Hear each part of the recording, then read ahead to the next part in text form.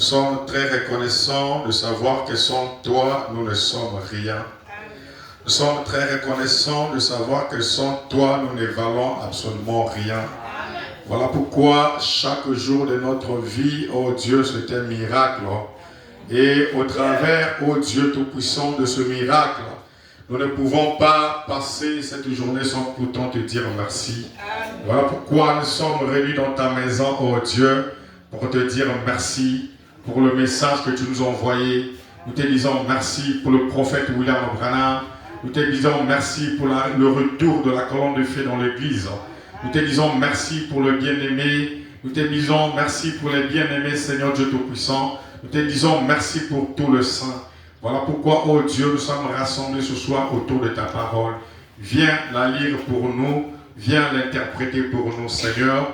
Et chaque âme qui dira Amen de tout son cœur, Seigneur, que ce soit comme Cléopas et son ami sur le chemin de Maïs, Seigneur, qui pouvait dire que nos cœurs ne brillaient pas au-dedans de nous quand il nous parlait. Viens, Seigneur, nous parler, alors que nous nous attendons et nous remettons tout à toi. Hâte les pas de tes enfants qui sont encore en chemin, Seigneur. Bénis, ô Dieu, chaque fils et fille de Dieu qui répondra présent à ton appel, peu importe l'endroit où il peut se tenir en ce soir. Béni sois-tu, dans le nom du Seigneur Jésus-Christ, notre Dieu. Amen. Amen.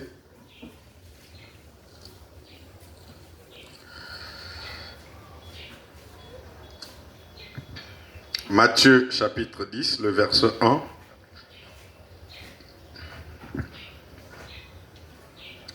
Un croyant doit toujours avoir sa Bible.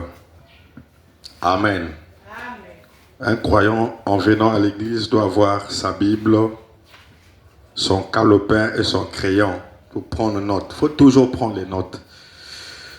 Le premier verset, la Bible dit ceci. Puis ayant appelé ses 12 disciples, il leur donna le pouvoir de chasser les esprits impurs, virgule, et de guérir toute maladie et toute infirmité. Amen. Amen. Chapitre 17, à partir du verset 14.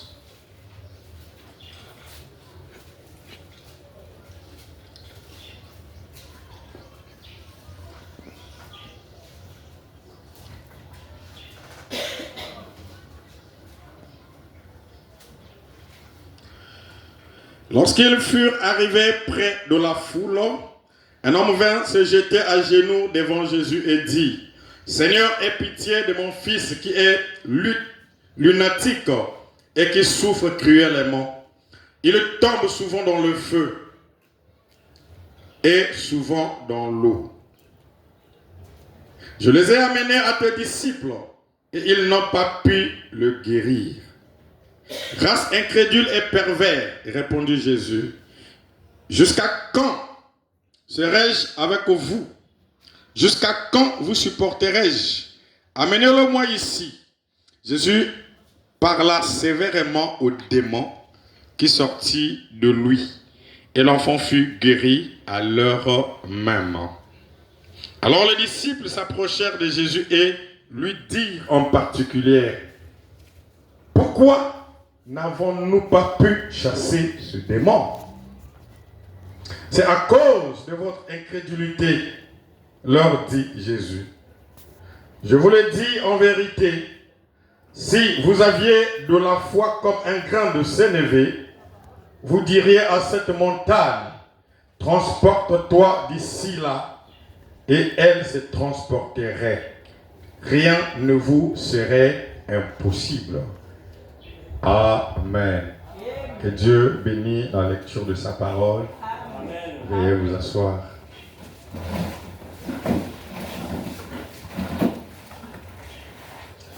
Amen. Alors je remercie encore le pasteur Eliel qui m'a accordé encore cette marque de confiance de m'accorder sa chair.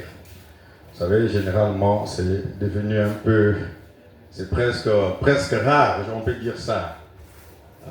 Ce sont des choses qui sont en train de disparaître en fait. Il y a la méfiance entre les pasteurs. On ne sait plus qui croire à qui, avec qui marcher, avec tout ce que nous écoutons et tout. Mais nous croyons que notre Dieu est au-delà des foisons et au-delà de toutes ces choses. Amen. Amen. Et nous croyons à l'amour divin. Amen. Ah, nous croyons à l'amour divin. Si on peut avoir les soupçons sur les uns les autres, sinon c'est à dire que nous avons manqué notre but. Parce que de l'autre côté, frère Branham dit, il n'y a que l'amour parfait qui existe là-bas. Et ça doit commencer ici. Amen. Que Dieu le bénisse richement et que Dieu vous bénisse également. Je le dis le dimanche ici au pasteur que tu as vraiment une très grande église. Amen. Vous savez, la grande église, d'après moi, ce n'est pas le nombre. La grande église, c'est la façon dont que vous recevez la parole. Amen. Alors, s'il y avait un tableau, j'allais mettre ici, mais apprêtez-vous à nous acheter un tableau ici. Hein? Achetez-nous un tableau ici. Mettez un tableau ici. J'allais intituler ça La réalité n'est pas une vérité. Amen. La réalité n'est pas une vérité. Alors, c'est quoi donc la réalité? La réalité, c'est l'existence de quelque chose. Donc, quelque chose qui est réel. Mais cette réalité n'est pas une vérité. Or, la vérité, c'est la qualité de quelque chose qui est vrai. Et la vérité se trouve toujours dans le cœur de l'homme. Voilà pourquoi la Bible ici n'a pas la vérité. Amen. Je vais vous scandaliser un peu. La Bible ici n'a pas la vérité. La Bible, c'est un livre. Mais la vérité est dans ton cœur sous la forme du sémence.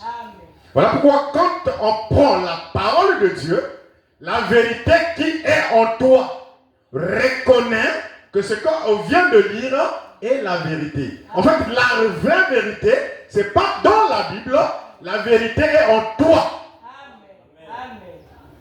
Amen. Et tu oublies que cette vérité n'est qu'autre que Dieu lui-même. Donc, la réalité n'est pas une vérité. Donc, la réalité que tu traverses, prenez l'exemple, quelqu'un qui est malade. Il est malade, n'est-ce pas? Il est vraiment malade. La réalité montre qu'il est malade. Mais en temps normal, ce n'est pas la vérité. N'est-ce pas? Et nous parlons sur le domaine de la foi en ce moment-là. Donc, cette vérité, cette réalité qui n'est pas la vérité, et la vérité, c'est le domaine de la foi. Amen. Alors, c'est quelle foi alors? Parce qu'il y a plusieurs types de foi. Donc, si j'allais prendre un sous-thème, je parlerai sur la foi parfaite. Amen. Et je crois, le dimanche, le pasteur nous avait glissé quelque chose ici, en parlant de Hébreux chapitre 11. Là où la Bible dit, la foi c'est une ferme assurance. Est-ce que vous êtes avec moi? Je veux que vous prêchiez avec moi. Je vais sentir que vous êtes en train de vivre. La foi, d'après Paul dans le livre d'Hébreux, il dit que la foi c'est une ferme assurance. Amen. Et une démonstration. Donc la foi c'est l'assurance et une démonstration. Pour l'avoir possédé, les anciens, est-ce que vous comprenez? Pour avoir possédé. Donc quand vous possédez la foi, vous possédez la vérité, qui n'est qu'autre que la foi. Les anciens ont possédé la foi, ils ont accompli de grandes choses. Donc si vous possédez la foi, la réalité qui se présente actuellement dans ta vie, tu te dis, comment je dois faire pour payer les frais scolaires des enfants?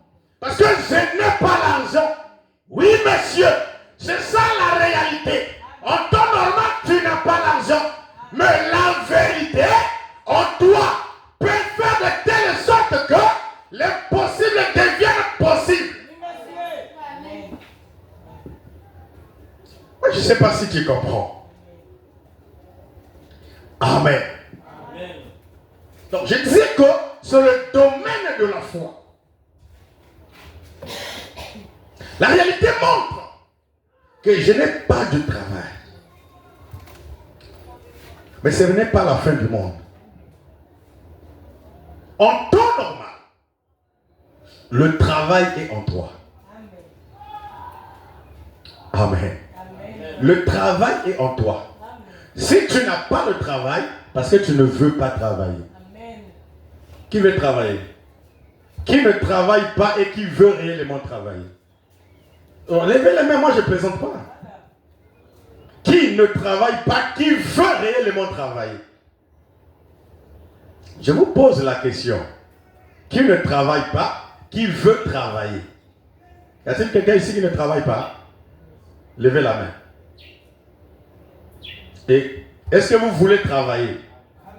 Vous voulez travailler? Recevez le travail. Amen. On va aller doucement, doucement. Donc, la réalité montre qu'autant qu'une femme, je dois vivre dans un foyer. N'est-ce pas?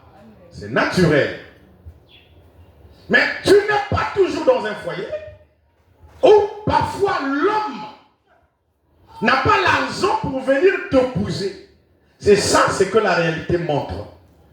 Mais la vérité dit autre chose. La vérité montre que si tu veux, tu peux te marier. Si tu veux des enfants, tu peux avoir les enfants.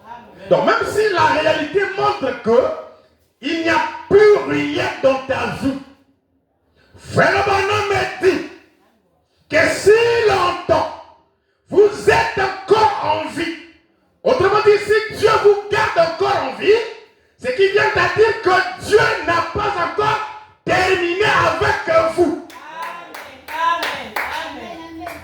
Donc si tu vis encore, c'est une dit qu'il y a encore de l'espoir.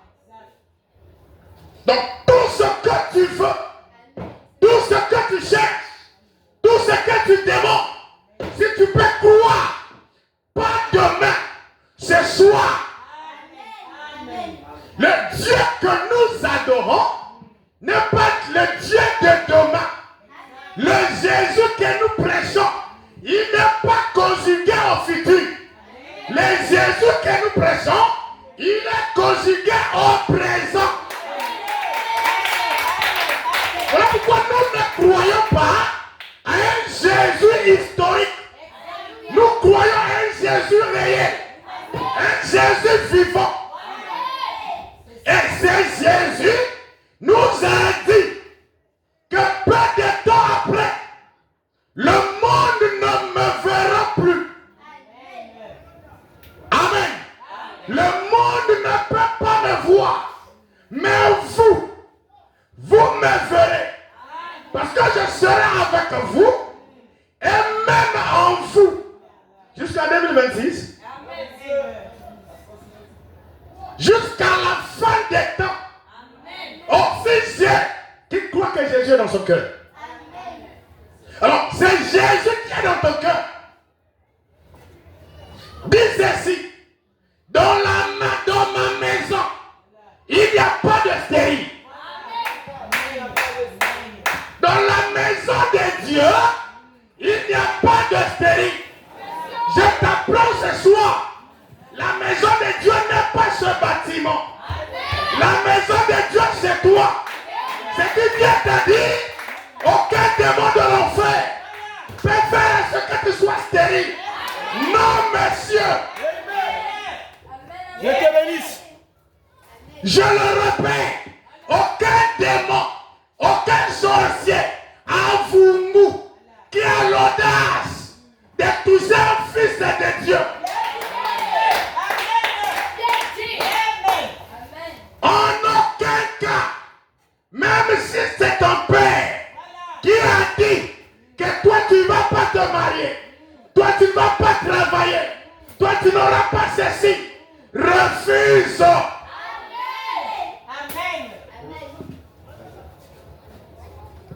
Amen. Est-ce qu'on peut avancer? Je veux tout simplement te montrer que tu n'es pas n'importe qui. Hein? Tu n'es pas n'importe qui. Oh non, tonton Zonzaka, toi tu n'auras pas l'examen. Ton oncle n'est pas Dieu. Ni ton oncle, ni ta mère, ni ton père n'a pas le dernier mot sur toi.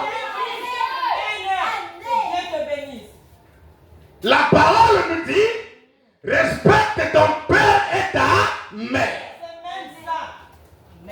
Afin que tes jours se prolongent. Moi je dois respecter mon père, je dois respecter ma mère, je dois respecter ma famille. Ça c'est la parole. Mais quand tu as dit que moi je suis maudit, ça je ne le croirais pas. Quand tu as dit que toi tu n'auras pas du travail, faut pas croire à ça. C'est assez faux. Parce que le Dieu que nous adorons est plus grand que ton père, est plus grand que ton oncle sorcier. Je t'apprends encore ce soir. Certainement tu ne connais pas pourquoi tu es né dans une famille sorcière. Tu te poses la question. Nakaka famille Nakindoki. On ne prospère pas. Non, c'est toi qui penses que dans votre famille on ne prospère pas. En temps normal, si Dieu a voulu que tu puisses naître dans cette famille, parce que Dieu veut éclater sa gloire au travers de toi. Amen. Tu penses que Dieu ne savait pas que tu es sorti dans une famille là où il y a la sorcellerie? Parce qu'en Afrique, on parle plus de la sorcellerie. Amen. Mais ne craignez pas les sorciers.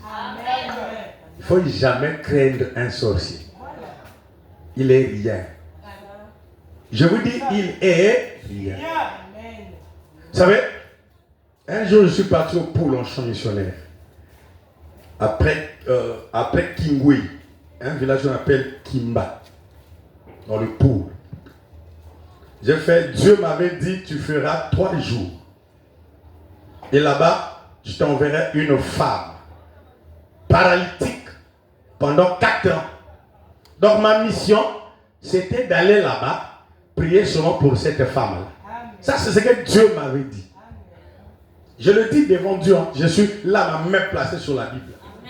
J'arrive là, j'ai prêché un vendredi, j'ai prêché un dimanche, et plutôt un vendredi, j'ai prêché un samedi. Le samedi, on a fait une veillée de prière. Et à 3h, on arrête. Il fallait que les gens rentrent dans les maisons pour revenir le dimanche, donc à 9h. Vous savez, le secrétaire du sous-préfet, sa femme priait dans cette église-là. Le secrétaire du sous-préfet, quand sa femme arrive à 3h presque fort, il dit, qui vous avez reçu là-bas? Il dit, non, nous avons un pasteur qui a quitté Pointe-Noire, qui est venu. Il dit, non, moi en tant que secrétaire du sous-préfet, ce pasteur-là, demain, il doit quitter cette ville, ce village. Il dit, oh, mais pour quelle raison? Il dit, les gens ne dorment plus dans leur maison. Alors que sa maison, et là où j'étais, là où était l'église, c'était loin. Il dit, tout le village, les gens sont venus me voir pour dire que nous ne sommes, on n'est pas en paix. Depuis que cet homme est venu, il doit quitter le village. C'est vrai que je suis le secrétaire du sous-préfet. Amen. Sa femme lui a dit, C'est la preuve que Ngeke va nandoki. Parce que tu ne connais même pas la personne. Là où l'église se trouve, c'est loin. Comment tu n'arrives pas à trouver le sommeil? Il est venu le trouver à la véranda. Amen. Voilà pourquoi quand vous connaissez qui vous êtes réellement, personne ne jouera avec vous. Même pas ton oncle sorcier.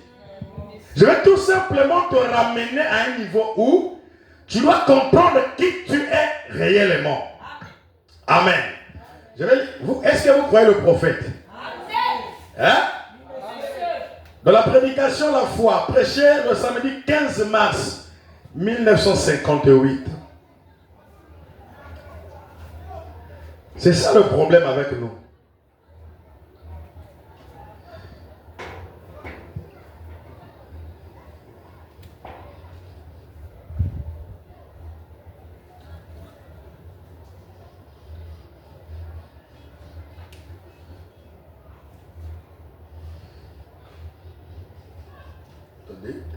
Non. Non, pas 15 mars. Oh là là.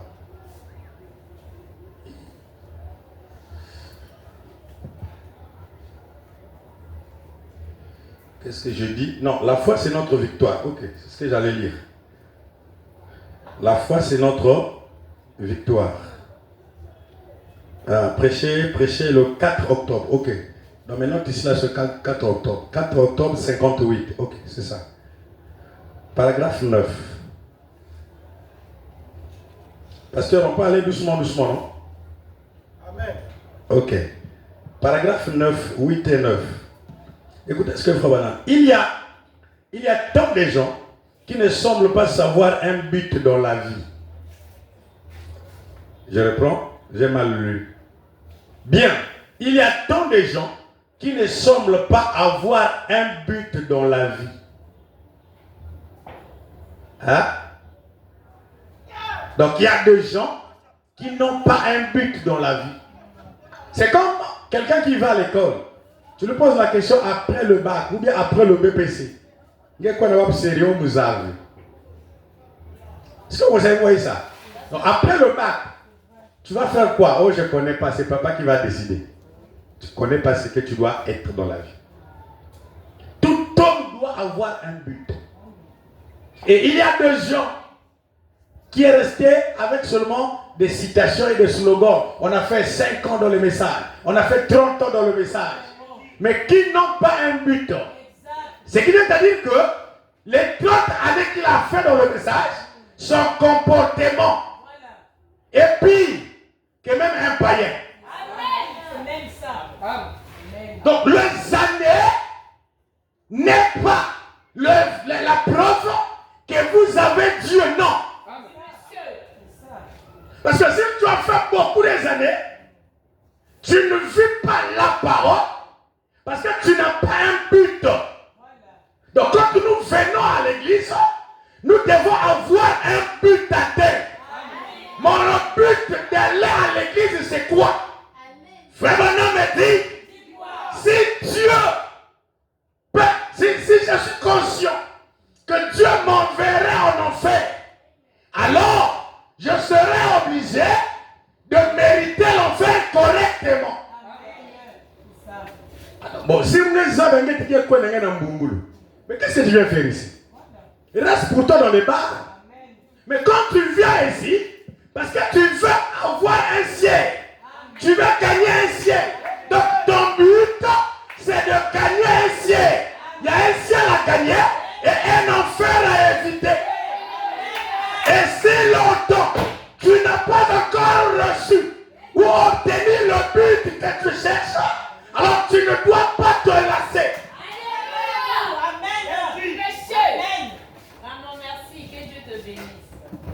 Voilà pourquoi nous avons tellement de problèmes. Mais où est le Dieu de Branham? Mais pourquoi ceci m'arrive? Non, parce que tu ne connais pas le but qui t'amène à l'église. Donc on ne vient pas à l'église pour occuper une place. Non, monsieur, ni pour entendre la bonne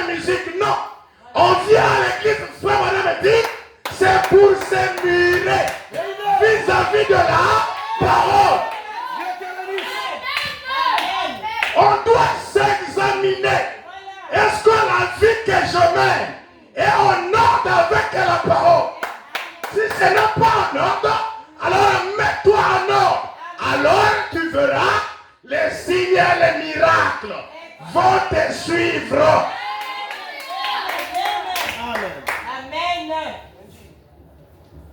Amen. C'est là où nous avons un problème. Je vais à l'église, tu ne connais pas pourquoi tu viens à l'église.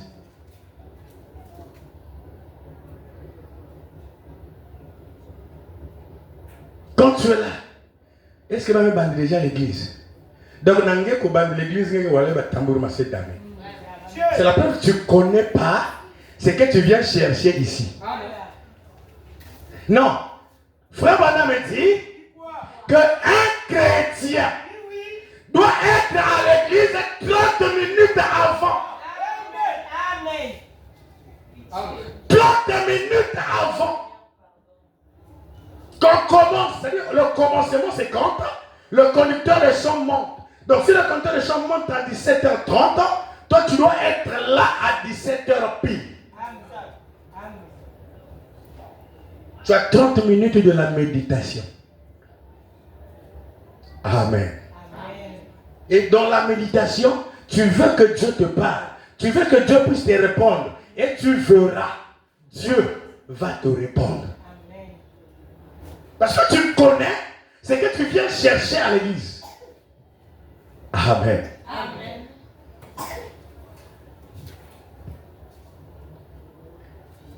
Connais pas ce qu'il vient chercher à l'église. C'est là que nous avons des problèmes. Alors qu'un chrétien, c'était, on a dit que la foi fait de vous un homme ou une femme agréable. Toujours dans la même prédication, 30, je prends 31. Il dit, alors que faites-vous ici? Oh, ce n'est pas ça. La foi véritable ne connaît aucune défaite. Est-ce que vous le croyez? Amen. Elle ne peut pas être vaincue. C'est-à-dire si tu as un problème, n'est-ce pas? Je crois qu'il y a quelqu'un qui a un problème ici ce soir, n'est-ce pas? C'est-à-dire ton problème là ne peut jamais te vaincre. Amen. Si tu as la foi, et cette foi véritable n'est qu'autre que la foi parfaite. Là, donc, ton problème ne peut pas te vaincre. Parce que si ton problème peut te vaincre, alors, on ne peut plus parler même. Donc, tu ne peux plus élever Dieu.